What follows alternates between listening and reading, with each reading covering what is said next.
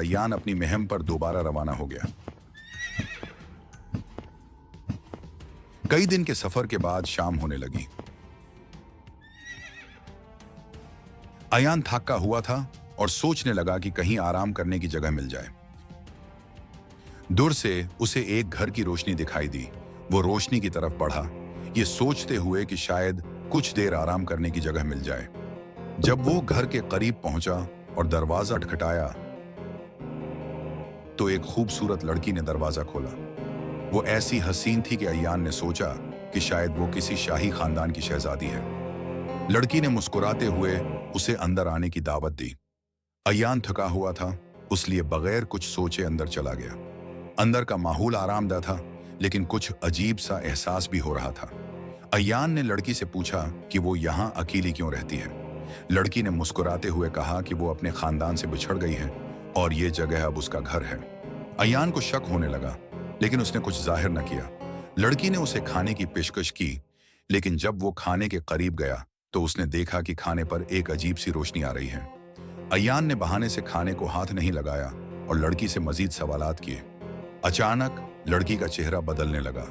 वो एक खौफनाक चुड़ैल में तब्दील हो गई और कहकहा लगाकर बोली, मैं तुम्हारा ही इंतजार कर रही थी। मुझे अपनी जिंदगी बढ़ाने के लिए एक जवान खून की जरूरत थी। और शहजादे, तुम मेरी जरूरत पूरी करोगे। अय्यान ने फौरन अपनी तलवार निकाल ली और लड़ाई शुरू हो गई। चुड़ैल के जादुई हमले अय्यान के लिए बहुत खतरनाक थे।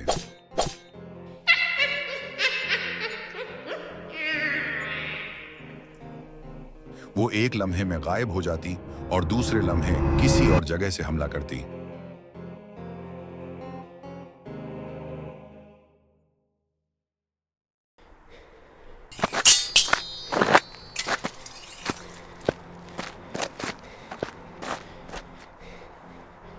अय्यान ने अपनी अक्ल से काम लिया और अपने इर्द गिर्द के माहौल का जायजा लेना शुरू किया। उसने महसूस किया कि चुड़ैल के हमले हमेशा एक मखसूस दरख्त के करीब ज्यादा ताकतवर होते हैं। वो समझ गया कि यह दरख्त चुड़ैल की जादुई ताकत का मनबा है।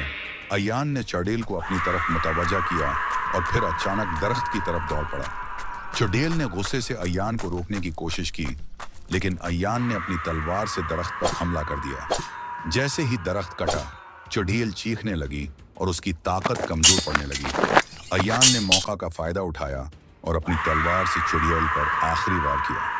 चुड़ैल जमीन पर गिरकर खत्म हो गई।